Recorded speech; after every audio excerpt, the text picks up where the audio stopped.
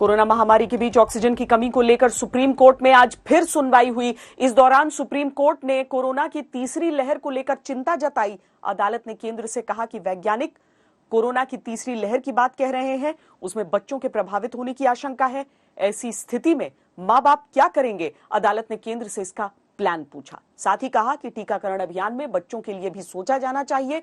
सवाल यह है कि दूसरी लहर कब खत्म होगी, दूसरी लहर के कितने दिन बाद तीसरी लहर की आशंका है, और तीसरी लहर में क्या बच्चों को वाकई खतरा है? इन सारे सवालों को आज हम अपने एक्सपर्ट पैनल से पूछेंगे, लेकिन सबसे पहले यह रिपोर्ट देखते हैं।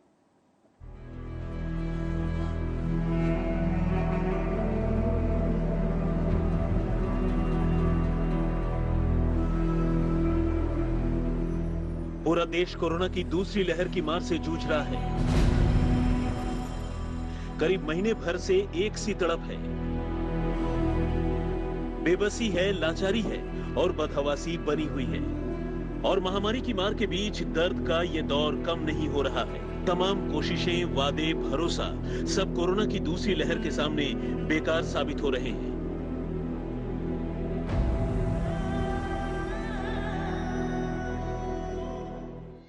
और इस आफत के बीच अब चिंता कोरोना की तीसरी लहर को लेकर भी शुरू हो गई है, जिसे लेकर सुप्रीम कोर्ट ने बेहद गंभीर और अहम सवाल किए हैं।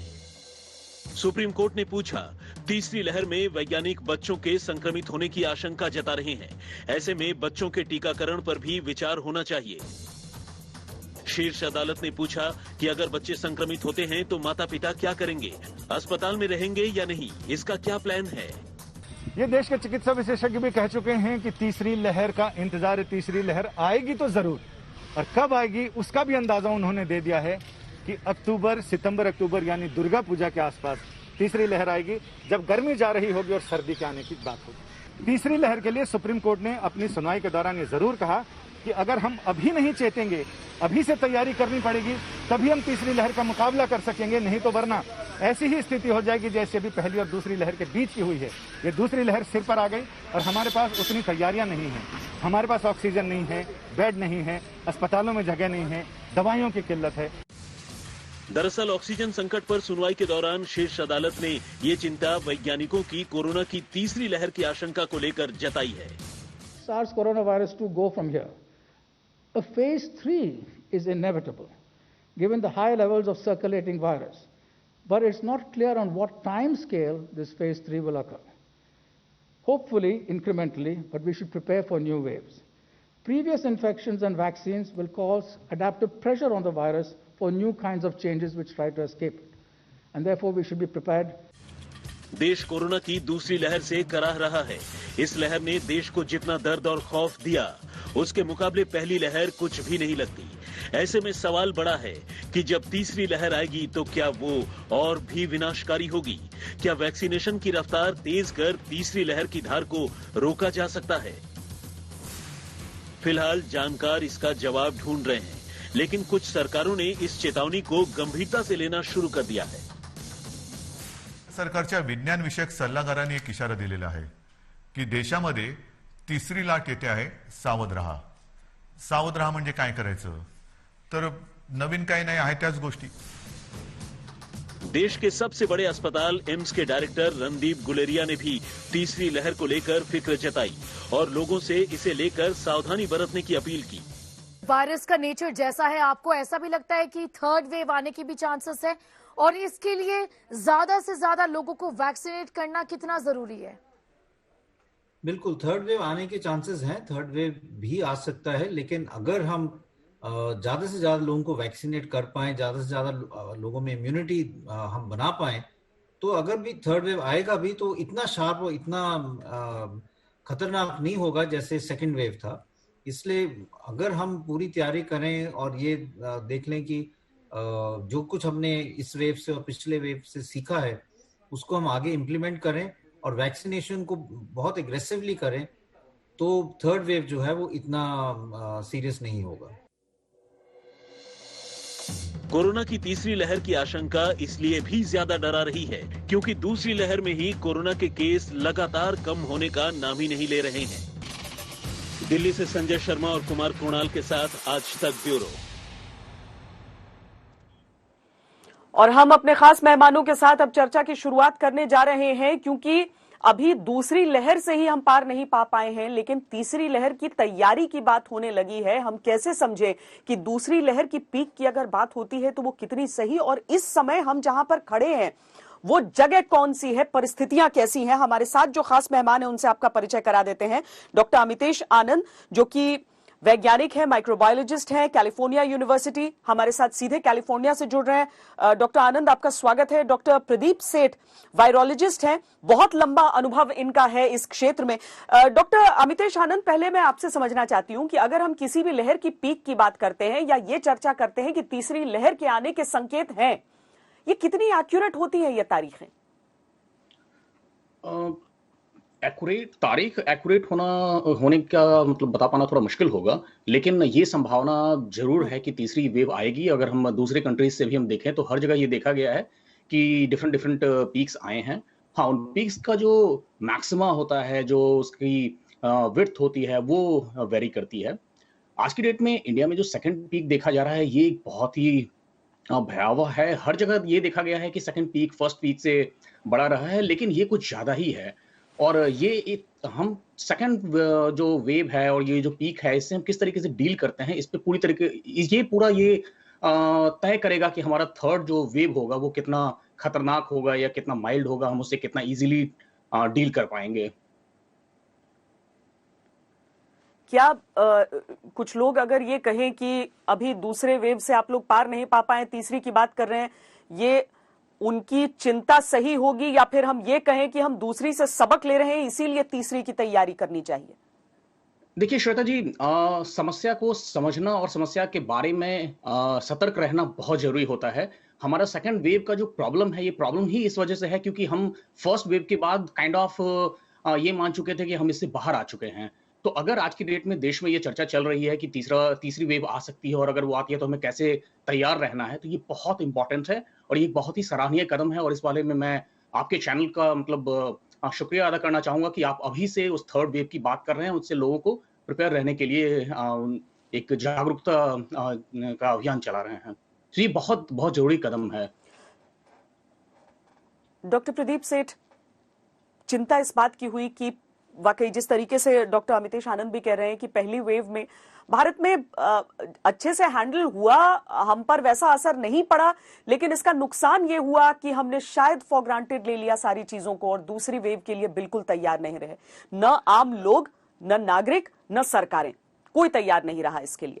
लेकिन इस वायरस का, इस कोविड-19 वायरस का क्या स्वरूप इस तरीके से आपको बदलता हुआ नजर आया है पहली वेव और दूसरी वेव में, कि आज हम तीसरी वेव की अगर चर्चा करते हैं तो उस लिहाज से भी थोड़े सतर्क हो जाएं?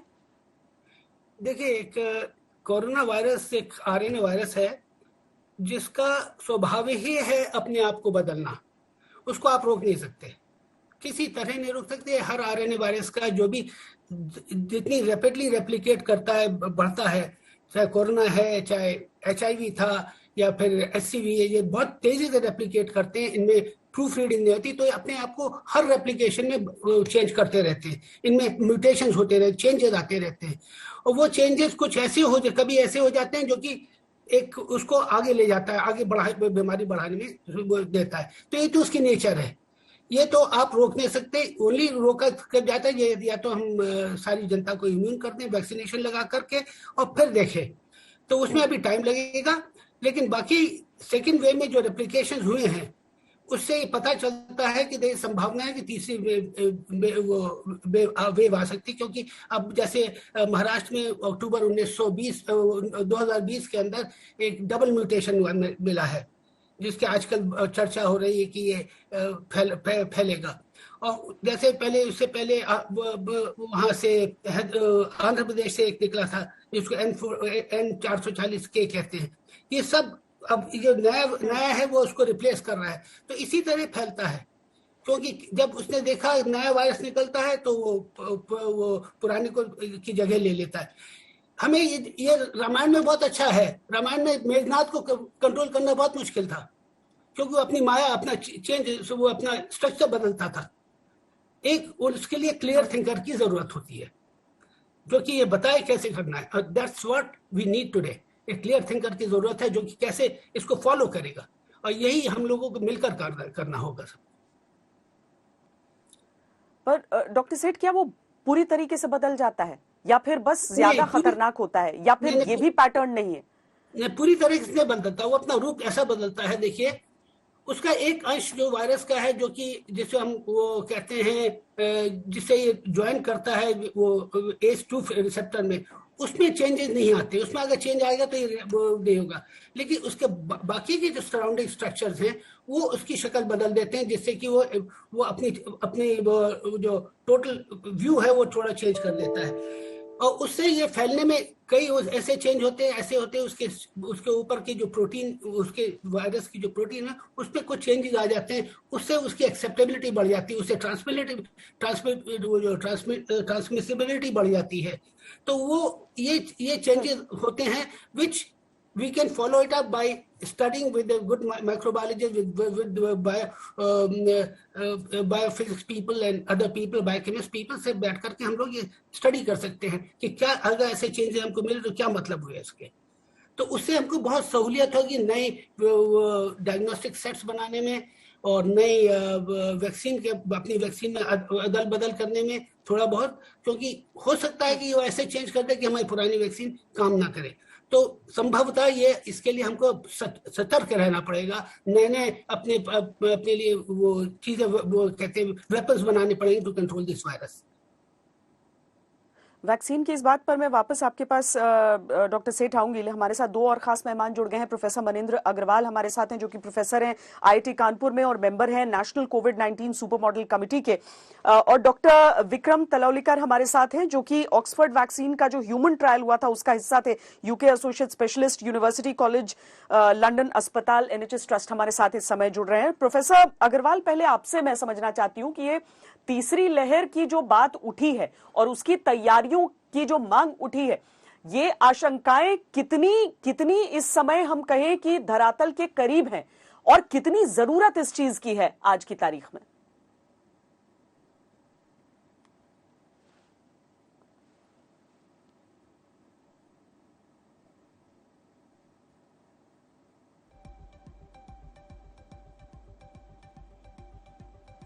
प्रोफेसर अग्रवाल, आपको आवाज आ रही है? हेलो जी प्रोफेसर अग्रवाल, आप हमारी आवाज सुन सकते हैं? चलिए हम डॉक्टर विक्रम के पास पहले चलते हैं, क्योंकि एक लंबी जद्दोजहद डॉक्टर विक्रम हमारे सामने से होकर गुजरी है। जब हम ये सोचते रहे कि पता नहीं कौन सी बीमारी के लिए, बहुत गणना भी हुई इस बात को लेकर कि किस बीमारी के लिए वैक्सीन को डेवलप करना कब शुरू किया गया, कितने समय में आता है, इसमें तो बिल्कुल ऐतिहासिक काम किया दुनिया भर के वैज्ञानिकों ने। लेकिन आज हम जितने म्यूटेंट्स देखते हैं, जितने रंग बदलते हुए वायरस को देख रहे हैं, और तीसरी लहर में जिस तरह से बच्चों को खतरे की बात की जा रही है, उसमें सिर्फ हिंदुस्तान नहीं, मैं कहूंगी समूची दुनिया इस समय सकते में है। डॉक्टर विक्रम जी हाँ, धन्यवाद श्वेता जी। ये तो जरूर है कि जो वैक्सीन अभी तक किए गए हैं और जो प्रोड्यूस किए गए हैं, उनमें कोरोना वायरस से लड़ने की शक्ति है। बहुत से वेरिएंट्स जो हैं वो भी इसमें क्रॉस इम्यूनिटी से आप बच सकते हैं। थोड़े से वेरिएंट्स अभी दिखाई दे रहे हैं जहाँ पे वैक्सीन शायद इतना इफेक्टिव नहीं हो, फिर भी आपको वो major illness, severe illness, death से बचा सकता है। और जैसे हम काम कर रहे हैं, जैसे डेवलपर्स, वैक्सीन के डेवलपर्स काम कर रहे हैं, उन्होंने ऑलरेडी वैक्सीन्स बदलने शुरू किए हैं, ताकि जो भी कुछ माइनर वेरिएंट्स आएंगे इस कोविड वायरस के, उनके खिलाफ आगे की जो वैक्सीन्स आएंगे, बूस्टर्स आएंगे, वो इफेक्टिव रहेंगे। तो वैक्सीनेशन आपका एक ऐसा वेपन है जो आपको इस महामारी से बचा सकता है। तो एक पहली चीज है कि हमें जल्द से जल्द जितने ज्यादा लोगों को वैक्सीनेशन कर सकते हैं वो बहुत ही जरूरी है, ताकि जब आप 50 या 40 के ऊपर लोगों को वैक्सीनेशन दे चुके हो, ज्यादा से ज्यादा आप एडोलेसेंट्स और जो 12 से 18 के बीच में लोग हैं उनको वैक्सीनेशन दे सकते हैं, क्योंकि अगला जो वेव आएगा वो यंगस्टर्स और एडोलेसेंट्स और यंग बच्चों पर आएगा। इसीलिए जब आप अपना मेजर वैक्सीनेशंस कंप्लीट करते हैं तो आप बच्चों को देना शुरू कर सकते हैं, वो बहुत ही जरूरी बात होगी। पर डॉक्टर विक्रम, जो ट्रायल्स चल रहे हैं बच्चों पर, वो कितनी तेजी से चल रहे हैं, और हम कब तक उम्मीद करें कि चूंकि सारे देशों ने बहुत तेजी से अप्रूवल्स की प्रक्रिया को किया, जो पुरानी परंपराएं थी उन्हें छोड़कर एक नया रास्ता अख्तियार किया, क्या चूंकि माँ बाप बहुत ज्यादा परेशान हो रहे हैं ये बात सुनकर ही कि तीसरी लहर में बच्चों पर खतरा हो सकता है? हाँ, तो वही कह रहा हूं मैं कि अगर आप यूएस को देखें, यूके को देखें, अभी तक जो भी कुछ ट्रायल हो चुके हैं वहां से बहुत अच्छे रिजल्ट्स आ रहे हैं। बच्चों में 12 से 15 से लेकर फाइजर वैक्सीन ने अभी अपने ट्रायल्स कंप्लीट किए हैं, बहुत ही सेफ है, 100% इफेक्टिविटी दिखाई दे गई। यहाँ पे यूके में ट्रायल्स चालू हैं और ऐसा लगता है कि सितंबर अक्टूबर तक बहुत से देशों में बच्चों को वैक्सीन देना शुरू हो जाएगा। भारत अभी तक तो एडल्ट वैक्सीनेशन पे तवज्जो दे रहा है, वो बहुत इंपॉर्टेंट है क्योंकि एडल्ट्स को सबसे ज्यादा खतरा रहता है।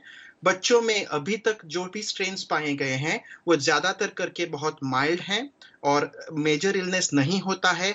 बहुत रेयरली कुछ बच्चों को बहुत सीवियर बीमारी हो सकती है। इसलिए आपका ये बहुत इंपॉर्टेंट एम है कि जल्द से जल्द एडल्ट्स को जितने ज्यादा हो सके वैक्सीनेट करें।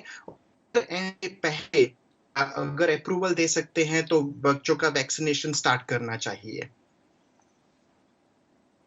डॉक्टर अग्रवाल, अगर आपको आवाज आ रही है तो हम समझना चाहेंगे, कई लोग ऐसा मानते हैं कि जिस तरह से कोरोना की इस लहर से सामना हो रहा है वो तीसरी लहर में न जाने कैसी तैयारियों का आलम हो जाएगा।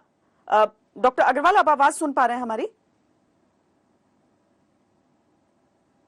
चलिए, हम डॉक्टर अग्रवाल दोबारा उनसे संपर्क करने की कोशिश करेंगे। डॉक्टर अमितेश आनंद, मैं एक बार फिर आपके पास लौटती हूं। दूसरी लहर से ऐसी क्या सबक हम सीख सकते हैं, और दुनिया में जो अलग अलग लहर आ रहे हैं उससे ऐसी क्या चीजें सीख सकते हैं लोग? जो सरकारें तो अपनी तैयारियां कर रहे हैं, लेकिन एक आम इंसान जो है वो अगर कोरोना के इस समय में तैयारियों से समझे, क्योंकि पहली लहर के बाद तो लोग सोच रहे थे कि इंतजार कर रहे थे कि कोरोना की बीमारी कब जाएगी और कब मास्क हटाएंगे। अब लगभग लोग ये समझना शुरू हो चुके हैं कि ये बीमारी शायद न जाए, इसके साथ हमें जीना सीखना होगा। एक के बाद एक इस लहर के प्रिडिक्शन के बीच क्या हम इसी चीज की तैयारी करें? श्वेता जी, ये आपने एक बहुत ही इंपॉर्टेंट इश्यू उठाया है, और आपने ये जो बात कही है कि हमें ये मान लेना चाहिए और हमें ये सीख लेना चाहिए कि हमें मास्क के साथ एक लंबे अरसे तक रहना होगा। ये बहुत तरीकों से, बहुत दूसरे तरीके से भी इंपॉर्टेंट है। ना सिर्फ वायरल डिजीज के लिए, बैक्टीरियल डिजीज के लिए भी मास्क को पहनना, खास करके क्राउडेड प्लेसेस में मास्क को पहनना बहुत इंपॉर्टेंट होता है। तो वो तो एक है ही, लेकिन रही बात हम सेकेंड वेव से और फर्स्ट वेव से ऐसा क्या सीखे जिससे कि हम थर्ड वेव को मिनिमाइज कर सकते हैं। तो पहली चीज तो है कि हर जो वेव होता है उसका जो वल्नरेबल पॉपुलेशन होता है वो बदलता रहता है, और हर वेव में जो वल्नरेबल पॉपुलेशन होता है उसी पे हमें फोकस करना होता है। अब देखिए, फर्स्ट वेव जो था, फर्स्ट वेव में हमारा वल्नरेबल पॉपुलेशन कौन था? जो एजेड पॉपुलेशन है, या फिर जिनमें कोई और ऐसी हेल्थ कंडीशन थी जो कि उनको वल्नरेबल बना देती है। वैक्सीन के आ जाने की वजह से क्या हुआ कि हमने पहले उनको टारगेट करके उनको वैक्सीनेट करना शुरू किया, तो जो वल्नरेबल पॉपुलेशन है वो एजेड पॉपुलेशन से शिफ्ट करके थोड़ा सा जो रिलेटिवली यंगर पॉपुलेशन है उसमें आ गया। और अब क्या हो रहा है कि हमने, जैसा कि इंडिया में भी 45 प्लस को एलिजिबल कर दिया गया है, दूसरे कंट्रीज में भी जो 45 प्लस हैं, इनफैक्ट 18 प्लस हैं, उनको एलिजिबल कर दिया गया है। यूएस में विद इन अ मंथ मैं उम्मीद कर रहा हूं कि 12 प्लस के लोगों को वैक्सीन के लिए एलिजिबल कर दिया जाएगा। तो ये जब पॉपुलेशन वैक्सीनेट हो जाएगा तो फिर अगर इसके बाद जो नेक्स्ट कोई पीक आता है तो ऑब्वियसली जो पॉपुलेशन जो अनवैक्सीनेटेड है, जो बच्चे हैं जिनमें की वैक्सीनेशन नहीं किया गया है, वो फिर वल्नरेबल हो जाएंगे। तो ये एक नेचुरल शिफ्ट है वल्नरेबिलिटी का इस डिजीज के अगेंस्ट। लेकिन हाँ, हम जो एडल्ट हैं, हमारे ऊपर ये पूरी रिस्पॉन्सिबिलिटी है कि हम थर्ड वेव में कैसे अपने चिल्ड्रन को प्रोटेक्ट कर सकते हैं। इसके लिए हमें अपना ये जो मास्क पहनना है और जो भी प्रिकॉशनरी मेजर्स बताए गए हैं उनको कंटिन्यू रखना बहुत इंपॉर्टेंट है, सो दैट कि हम जो हेल्थ केयर पे और जो हेल्थ सेटअप है उस पर जो लोड है उसको कम से कम करें। अगर वो लोड कम हो जाता है तो जो चिल्ड्रन हैं उनमें, जैसा कि हमारे एक फेलो पैनलिस्ट भी बता रहे थे, कि अगर डिजीज होता भी है, इन्फेक्शन होता भी है, तो उसकी सिवियरिटी उतनी ज्यादा नहीं होती है। और अगर हेल्थ सेटअप पे लोड कम होता है तो मैं ये मान के चलूंगा कि बहुत सिंपल इंटरवेंशन से वो बहुत जल्दी ठीक हो जाएंगे। तो थर्ड वेव में शायद हमें वो भयावहता ना देखने को मिले जो हमें अभी सेकंड वेव में देखने को मिल रहा है। तो हाँ, हमें सेकंड वेव से बहुत कुछ सीखना है और उसको इम्प्लीमेंट करना है। हमें एकदम अलर्ट रहना है, हमें कभी भी अपना जो हम कहते हैं ना कि गार्ड लेट डाउन नहीं करना है।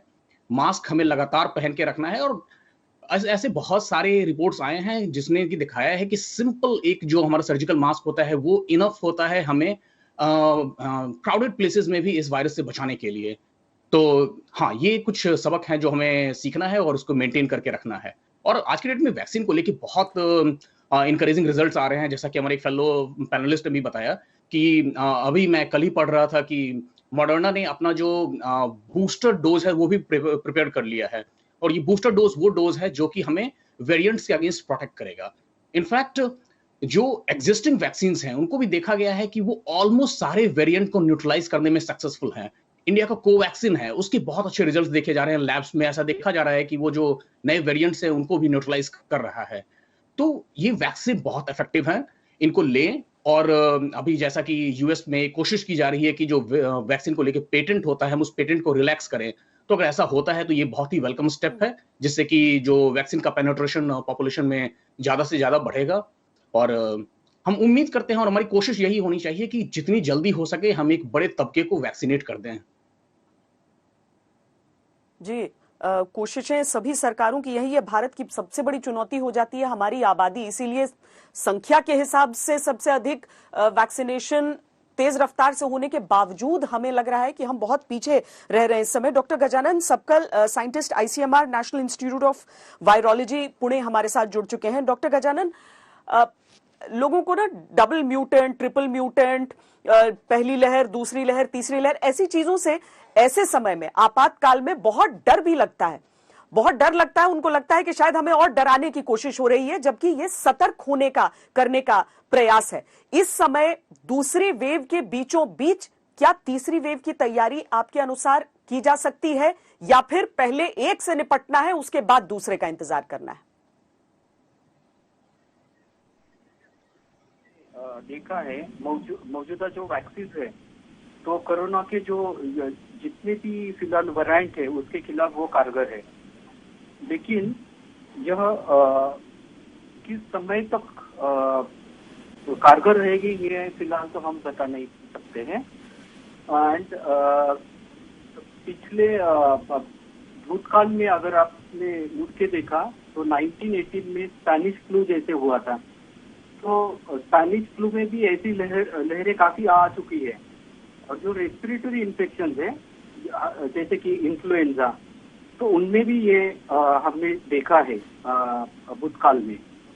वैसे तो लहरें आना ये तो नया नहीं है, पर्टिकुलरली जो रेस्पिरेटरी इन्फेक्शन है उसमें, पर हमें जरूर सचेत रहना चाहिए।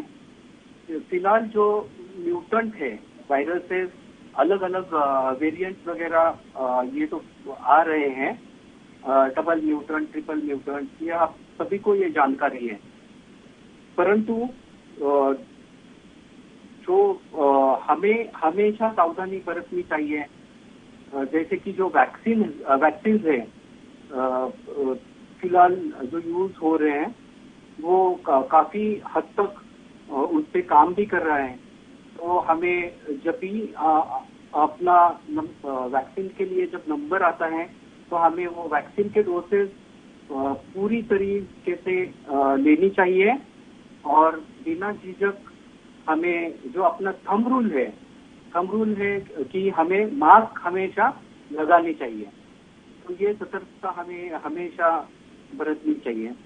और फिलहाल जैसे जो प्रेडिक्शंस है कि दूसरी लहर के बाद तीसरी लहर आएगी, पहले लहर के बाद हमने सोचा था कि इसका संक्रमण इस तरीके से नहीं होगा, परंतु अभी फिलहाल जो तीसरी लहर है इसके बारे में तो हम बोल नहीं सकते हैं कि वो किस प्रकार, किस रूप में आएगी और उसकी मात्रा किस प्रकार की होगी, ये फिलहाल तो हम बोल नहीं सकते। पर संभावना हाँ जरूर है, क्योंकि जैसे मैंने कहा कि स्पेनिश फ्लू 1980 में जो हमने देखा है भूतकाल में, तो उसमें ये लहरें आना तो पॉसिबल है।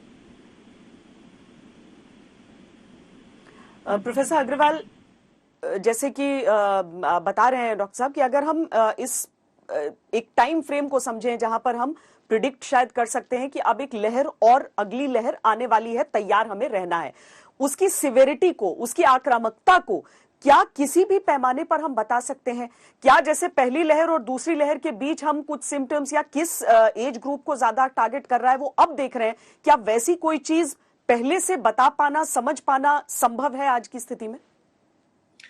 देखिए, दूसरी लहर के बाद जितनी तीव्र ये लहर है उसके अनुसार काफी लोगों में नेचुरल इम्यूनिटी आ जाएगी क्योंकि वो कोविड से संक्रमित होकर ठीक हो जाएंगे। तो कम से कम कुछ महीने तक वो इम्यूनिटी शरीर में रहेगी। तो तीसरी लहर का आने का समय इसलिए दूसरी लहर के कुछ महीनों बाद ही संभव है। और तब तक यदि हम, जैसे अन्य एनालिस्ट कह रहे हैं, अगर हम सब वैक्सीनेशन अधिक से अधिक लोगों को करा लें तो तीसरी लहर आएगी तो जरूर, लेकिन उसकी वो घातकता नहीं रहेगी। अब जैसे कॉमन फ्लू देखिए, वो हर साल उसकी लहर आती है जाड़ों में, और आती है चली जाती है, बहुत से लोगों को संक्रमित करती है, लोग ठीक हो जाते हैं, कोई ज्यादा ध्यान नहीं देता, बल्कि कोई लहर की बात ही नहीं करता फ्लू की। तो हमें उद्देश्य हमारा यही होना चाहिए कि कोरोना भी उसी प्रकार की लहर बन के रह जाए। आज तक आती है लहर, चली जाती है, लोगों पे अधिक संक्रमण या अधिक उनको घातकता नहीं होती, परेशानी नहीं होती, तो ठीक हो जाएगा। जी, अव्वल। और दूसरा, अगर हम दूसरी लहर ही अलग अलग देशों में देखें तो क्या हर देश में दूसरी लहर में ज्यादा इस समय इस वायरस ने तबाही मचाई है या फिर भारत की स्थिति अलग है? देखिए, कई देशों में तो दूसरी लहर में इन्होंने काफी हंगामा मचाया था। इंग्लैंड एक एग्जाम्पल है हमारे पास, काफी हंगामा मचाया वहाँ, यहाँ तक कि डॉक्टर बोरिस जॉनसन को तो इंग्लैंड कितने दिन तक लॉकडाउन करना पड़ा था। भारत में क्योंकि बिकॉज हमारे पॉपुलेशन बहुत ज्यादा, तो दूसरी लहर में बहुत तेजी आई है। एक क्योंकि गलती हमारे पब्लिक ने भी बात नहीं सुनती थी, कोई मास्क नहीं लगाता था, लेकिन वायरस में भी काफी म्यूटेशन हुए जिससे ट्रांसमिशन इसका बहुत तेजी से बढ़ा, बहुत इट बिकेम मोर ट्रांसमिसेबल। अब तीसरी लहर में नेचुरली ये वायरस में होता है कि जो बढ़िया रेप्लिकेट करेगा वो आगे निकल जाएगा। तो हो सकता है जो डबल म्यूटेंट है वो, जैसे अब फैल रहा है डबल म्यूटेंट, वो ज्यादा तेजी से बढ़ा, वो शायद पुराने को पीछे छोड़ देगा और नए वो मरीजों को के अंदर वो संक्रमित नए आदमी से अफेक्ट हो जाएंगे। तो इसीलिए ये वायरस की वो है। तो हमको देखना यह है कि सतर्कता भी बरतनी और प्रेजेंट को भी करना है। देखिए, हमको सरकार बड़े पूरी दम से हमारे वो टेस्टिंग हो रही है, लेकिन हमको वो भी टेस्ट, क्योंकि हिंदुस्तान की पॉपुलेशन बहुत ज्यादा है, और हमको वो टेस्ट बनाने जो कि जल्दी से जल्दी और आसानी से हो जाए, क्योंकि चीपर टेक्निक हो। तो पीसीआर में 2-2 दिन लग जाते हैं, 3-3, 4-4 दिन लग जाते हैं कभी रिपोर्ट आने में। हमको एक ऐसे टेस्ट बनाने पड़ेंगे जो आसानी से किसी छोटी लैब में भी एक दिन में पूरे हो जाते हैं, जैसे एलाइजा बेस्ड टेस्ट हो सकते हैं, डेवलप हो सकते हैं। कोई मुश्किल नहीं इसको डेवलप करने के लिए। एंटीबॉडी और एंटीजन हमको वैसे टेस्ट बनाना है एलाइजा बेस्ड जो कि वायरस को डिटेक्ट कर सके, और बहुत आसान है इसको बनाना, कोई मुश्किल नहीं है। और तीसरी चीज जो मैं कहना चाहता हूँ कि अगर हमारे साइंटिस्ट ने बहुत अच्छा काम किया जो वैक्सीन इतनी फास्ट डेवलप की, इसी तरह क्योंकि जो वैक्सीन दी जा रही है वो इंट्रामस्कुलर दी जाती है, जिसमें सिस्टम में एंटीबॉडी जाती है। वो एंटीबॉडीज अनफॉर्चुनेटली हमारे रेस्पिरेटरी ट्रैक्ट को प्रोटेक्ट नहीं करती।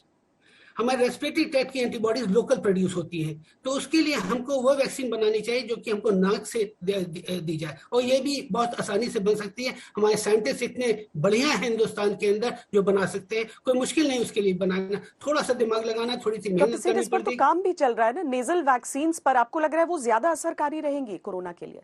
जी, लेकिन असरकारी बहुत रहेगी, लेकिन उसके अंदर भी कई ट्रिक्स हैं, उसकी कई ट्रिक्स हैं जो कि देखना बहुत जरूरी है कि नाक के अंदर, हमारे अंदर म्यूकस, हमारे नाक के अंदर एक ऐसी भगवान ने ऑलरेडी इतनी चीजें दी हुई हैं कि जो कि वायरस को खत्म कर सकती, प्रोटीन्स को खत्म कर सकती। उससे को वैक्सीन जाएंगे तो वैक्सीन को भी खत्म करेगी। तो हमको ऐसा बनाना है वैक्सीन जो कि वो ऐसे उसके साथ दे,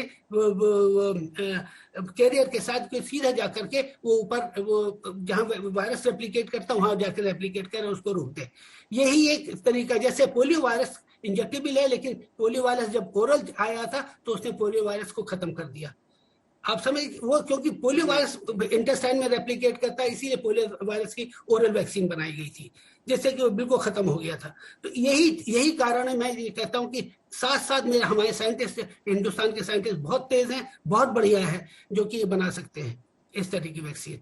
और उसके लिए अगर मैं तो हर एक को कहता हूं कि कोई भी चीज चाहे मैं कोई भी हो, I can help them for that. जी, डॉक्टर अमितेश आनंद, हमने देखा कि पहली लहर में भी अमेरिका को बहुत ज्यादा नुकसान झेलना पड़ा था और उसके बाद से वहां की परिस्थितियां काफी चिंताजनक रही थी। लेकिन आज अगर हम दूसरे देशों के एग्जाम्पल को देखकर भारत के सेकेंड वेव को समझने की कोशिश करें, तो क्या एक तारीख निर्धारित की जा सकती है भारत में पीक के लिए, या भारत इतना विस्तृत देश है और यहाँ के एक एक राज्य एक एक देश के बराबर है कि हर राज्य का अपनी अलग तारीख होगी उस वेव की? श्वेता जी, आपने बहुत सही पॉइंट रखा है। भारत की जो कॉम्प्लेक्सिटीज हैं, भारत की समस्याएं बहुत अलग है दूसरे कंट्रीज से। और हाँ, यहाँ के हर एक स्टेट को, यूरोपियन कंट्रीज को अगर आप देखें तो उनके एक कंट्री से कंपेयर किया जा सकता है। इनफैक्ट इंडिया में देखा भी जा रहा है कि जहाँ मुंबई में ऐसा, एटलीस्ट आज की डेट में ऐसा लग रहा है कि सिचुएशन थोड़ी कंट्रोल में आ रही है, वहीं और दूसरे स्टेट्स हैं, सिटीज हैं जहाँ पे कि इन्फेक्शन बढ़ता ही जा रहा है। तो इंडियन कंडीशन को समझना और इंडियन पर्सपेक्टिव से इस प्रॉब्लम को समझना बहुत अलग होगा। हम लोग ऐसी उम्मीद कर रहे हैं कि मई के मिड और एंड तक होते होते हम सेकेंड वेव के पीक तक पहुंच जाएंगे। उसके बाद उस पीक को हम फ्लैट करके नीचे कब तक ला पाएंगे, ये टोटली इस चीज पे डिपेंड करता है कि हम वैक्सीनेशन का जो पेस है उसको कितना तेज कर पा रहे हैं। और उससे भी ज्यादा इंपॉर्टेंट है कि हम लोग इस प्रॉब्लम को हम सब देख रहे हैं, लेकिन इस प्रॉब्लम के लिए हम रिस्पॉन्ड कितनी जल्दी करते हैं। जो इसके प्रिकॉशनरी मेजर्स हैं, जिसको कि बार बार मैं और मेरे फेलो पैनलिस्ट रिपीट कर रहे हैं, मास्क पहनना, उसको हम कितने डिसिप्लिन के साथ इम्प्लीमेंट कर रहे हैं, वो बहुत इंपॉर्टेंट होगा कि हम कितनी जल्दी सेकेंड वेव को नीचे ला पाएंगे। डॉक्टर विक्रम, फर्ज कीजिए आज मैंने कोविशील्ड का एक डोज लिया हो या किसी ने कोवैक्सीन ली हो, क्या ये वायरस इतनी तेजी से बदल रहा है कि विज्ञान उससे कदम ताल नहीं कर पा रहा? क्या मैं आश्वस्त रहूं कि दूसरे डोज पूरा होने के बाद जो इस वायरस का जो कुप्रभाव है, जो बहुत सिवियरिटी जो देता है, उससे मैं कम से कम 6 महीने प्रोटेक्शन हासिल कर पाऊंगी? क्योंकि यही एक सवाल है जिसकी वजह से लोग निर्णय नहीं कर पा रहे हैं कि वैक्सीन के लिए जाएं या न जाएं। ये हेजिटेंसी का बहुत बड़ा कारण हिंदुस्तान में हो रहा है। बिल्कुल, कोई भी हेजिटेंसी नहीं होनी चाहिए। जो भी वैक्सीन सभी बनाए गए हैं, चाहे वो कोवैक्सीन हो, कोविशील्ड हो या और भी नए कैंडिडेट्स वैक्सीन के जो आ रहे हैं, अभी तक तो सभी वैक्सीन की स्टडीज से यही लगता है कि वो बहुत प्रभावी हैं, बहुत इफेक्टिव हैं। अगर ये वेरिएशंस भी हो जाते हैं वायरस में, तो थोड़ी सी क्रॉस इम्यूनिटी रहती है एक स्ट्रेन से दूसरी स्ट्रेन तक, और आपको एक गारंटी मिल सकती है कि आपको सीवियर इलनेस नहीं तो डेथ नहीं होगी। माइल्ड इलनेस इन्फेक्शन हो सकता है, पर इसकी ट्रांसमिशन भी थोड़ी सी कम करता है थोड़े से वैक्सीन्स। तो वैक्सीन तो लेना ही है, ये आपको प्रोटेक्ट करेगा सीवियर इलनेस से। हेजिटेंसी नहीं होनी चाहिए। और बहुत ही स्मॉल प्रोपोर्शन है, शायद लेस देन 5%, जिनको एक वैक्सीन शायद न काम करे, तो उनके लिए दूसरे वैक्सीन बाद में काम कर सकते हैं, पर वो प्रोपोर्शन बहुत कम है। मोस्ट वैक्सीन 6 मंथ्स तक बहुत अच्छा काम करेंगे, अभी तक के डेटा से तो ऐसा लगता है। तब तक शायद आपको बूस्टर्स आ जाएंगे, दूसरे वैक्सीन आ जाएंगे, तो आप अपना बूस्टर बाद में रिपीट कर सकते हैं। कोई भी दुविधा नहीं होनी चाहिए, प्लीज जाइए, वैक्सीन लीजिए, अपनी और अपनी फैमिली और रिलेटिव्स की प्रोटेक्शन के लिए। ये बहुत इंपॉर्टेंट है। प्रोफेसर अग्रवाल, जब कोरोना को लेकर सब लोगों की सोच सामान्य हो जाएगी और लहर कब आई कब गई ये चीजें लोग धीरे धीरे भूलने लगेंगे, उस समय से पहले यानी आज के हालात में जब लोग वाकई पैनिक कर रहे हैं, सेकंड वेव की का जो कहर है उसके बीच तो बहुत ज्यादा पैनिक कर रहे हैं, ऐसे में अगर थर्ड वेव के लिए बच्चों को लेकर कुछ चीजें ऐसी प्रिडिक्ट कर दी गई हैं जिसको लेकर लोगों के मन में संशय, बच्चों ने तो अपना करीब 1.5 साल से स्कूल नहीं गए हैं, माँ बाप जो है वो कोशिश करते हैं कि वो खेलने भी न जाएं, और जो मिलनसार रहने की बात थी उसमें भी सोशल डिस्टेंसिंग घुस गई है। तो पैनिक अगर लोग न करना चाहें तो बच्चों के हिसाब से वो क्या तैयारी है जो तीसरे वेव के लिए कर सकते हैं लोग? बच्चों के लिए ये एक तो उनको मास्क बहुत आवश्यक है, जब भी बाहर जाएं तो मास्क पहनने थोड़ा मुश्किल लगता है, बच्चे शायद इतना अच्छे जल्दी से तैयार ना हो, लेकिन ये बहुत आवश्यक है। और आपने ये बात सही कही कि तब तक तो बच्चे घर के अंदर ही रहेंगे, कुछ कभी नहीं, जब ये दूसरी वेव सब्साइड करेगी तो लोग निकलना चाहेंगे, मिलना चाहेंगे, बच्चे भी स्कूल जाना चाहेंगे, अपने दोस्तों के साथ खेलना चाहेंगे। तो सब में ये एक बहुत ही आवश्यक है, मास्क पहनना और एक सैनिटेशन को बना के रखना। मेरे ख्याल से हालांकि ये डॉक्टर्स और अच्छी से इसको सलाह दे पाएंगे, लेकिन जो मुझे इतना समझ है मेरे ख्याल ये आवश्यक है।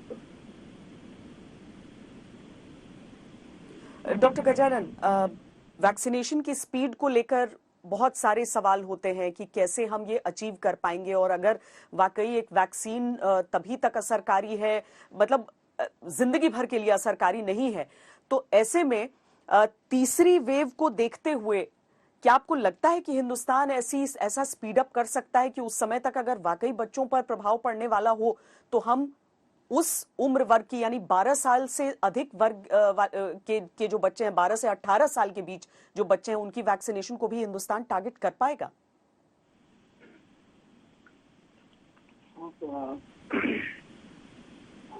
हाँ, अभी तो फिलहाल तीसरी वेव और वैक्सीनेशन जो ड्राइव चल रहा है, तो उसके बारे में कहना तो मुश्किल है। पर हाँ, अगर वैसे अगर जरूरत पड़ी तो भारत की वो कैपेसिटी भी है, इस मात्रा में वो वैक्सीनेशन होगा। पर क्या ये थर्ड वेव के वायरस को लेकर, उसके स्वरूप को लेकर और थर्ड वेव को लेकर कुछ और क्लैरिटी है, या अभी हम समझें कि जिस तरह से हम थर्ड वेव को अप्रोच कर रहे हैं, या फिर हम दुनिया के जो बाकी एग्जाम्पल्स को देख रहे हैं, तो कुछ हम समझ सकते हैं कि ये दूसरे वेव का अंत कब और कितने समय की राहत बीच में, कि जो हमारी प्रशासनिक व्यवस्था है वो भी अपनी तैयारियां कर पाए आगे की? हाँ, हमें तो भविष्य में आने वाली चुनौती का तो सामना करने के लिए तैयार रहना ही चाहिए। और हालांकि अभी जिस तरीके से टीकाकरण चल रहा है, तो अगर हम वो अचीव कर पाते हैं तो ऑफकोर्स इम्यूनिटी तो डेवलप होगी। और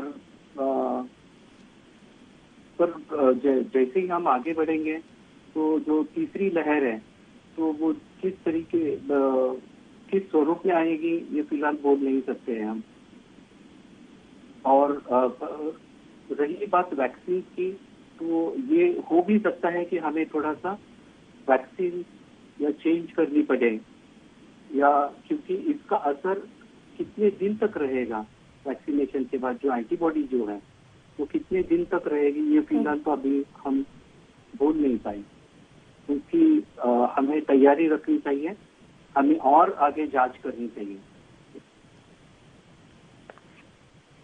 डॉक्टर प्रदीप सेठ, चूंकि कई दफा हम ये भी देख रहे हैं कि पहली डोज के बाद संक्रमण हो जा रहा है, और दूसरी डेट जो है उसकी जो 6 हफ्ते बाद या 8 हफ्ते बाद जो फॉलो कर रही है सेकंड डोज के लिए, उसको लेकर भी बहुत ज्यादा लोग समझ नहीं पा रहे हैं कि अगर पहली के बाद संक्रमण हुआ है तो दूसरी डोज को हम कितना डिले करें।